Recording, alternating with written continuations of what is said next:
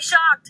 The internet and the World Wide Web nonetheless have become integral parts of our lives. For some, myself included, going online is the first thing you do when you wake up and the last thing you do before going to bed. But how they're different and how they work together is the focus of today's Just Explain It. The internet's precursor began as a U.S. military project in the 1950s. It was called ARPANET and eventually came online when it connected 4 university computers back in 1969.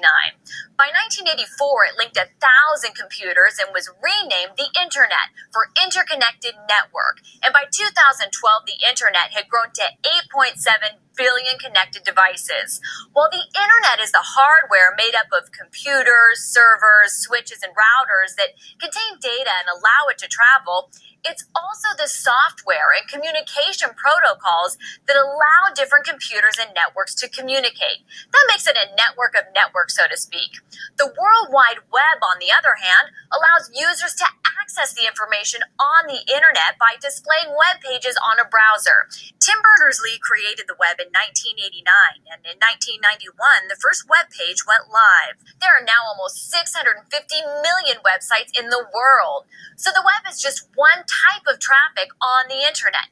Email, video chat, gaming, and many other types of data are like different kinds of vehicles that travel and rely on the infrastructure of that superhighway called the internet. So how does the World Wide Web show information from the internet? Well, as you already know, to get to a website, you type in its web address or Uniform Resource Locator, better known as URL, into a web browser. Entering the URL sends a request to a domain name server or DNS to access that website server. Like a translator, the DNS converts the URL into an IP address. Now, every server and computer connected to the internet has an IP or Internet Protocol address. You could type an IP address into your browser, but IP addresses are a series of numbers and they can change, so it's just much easier to remember an address like yahoo.com. After the DNS tells your computer the website's correct IP address, your computer can then directly contact the website server. The website server responds to the request and sends the information back to your computer. Your computer's web browser converts the information into a readable form, and that, my friends, is the website you see on your computer screen. So what do you think? What's your favorite way to get on the internet? A website, video game, smartphone app? Is it much more complicated to get to that website than you actually thought?